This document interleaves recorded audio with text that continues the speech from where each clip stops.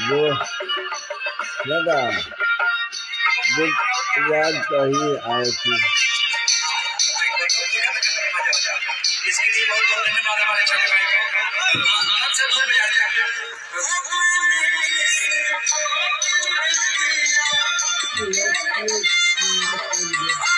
हाँ, आज बन गए।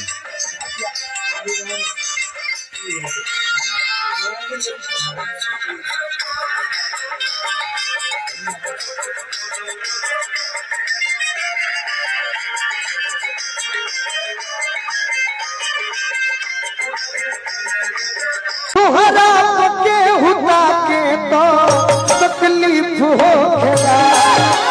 तोहरा के हुआ के तो तकलीफ हो खेला।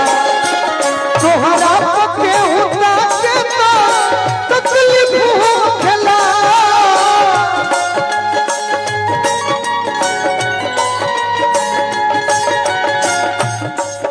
अरे झरको से के हुझा के तो झरको से के हुझा के तो तकलीफ हो खेला।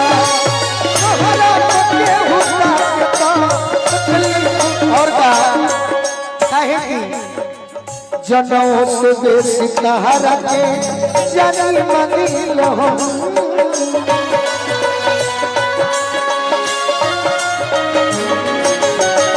जनों से बेसी तहरा जानी मंदिल हो।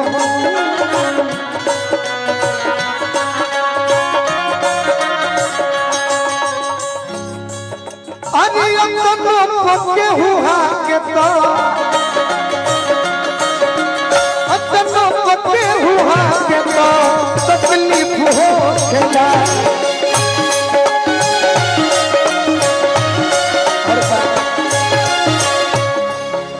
तोहरे दीदार खाती आई तहर गली।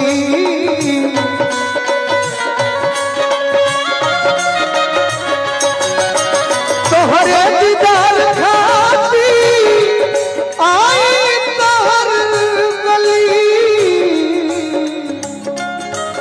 ओढ़नी से चेहरा ढाके तो ओढ़नी से चेहरा ढाके तो तकलीफ हो खेला।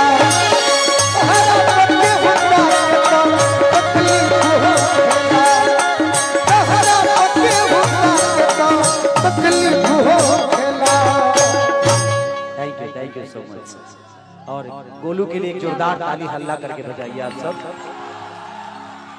कि मुझे लगता है कि हम कलाकारों में सबसे ज्यादा स्टेज करने वाला पूरे भोजपुरी में इनसे ज्यादा कोई नहीं करता। कम में खर्च में विषय वो नहीं है कि खर्चा कितना लगता है, आप लोगों के दिल में कितने हैं, विषय वो है कि दुनिया आपको प्यार कितनी करती है। पैसा आज नहीं तो कल तो आ ही जाएगा। अच्छी बताई खेसारी लगे पैसे के क्या करता, न घर में रहे के ठीक बा और न अपना गाड़ी पर चढ़े के ठीक बा। दूसरे के होटल में रहे के बाद, दूसरे के गाड़ी पर चढ़े के बाद, दूसरे के घरे खाना खाए के बाद, और दूसरे के कपड़ो खरीदे हमरा के। हमार फाइनेंसर चलिए चेयरमैन अमित भैया की तरफ से बहुत पुरस्कार और दिल से प्रणाम।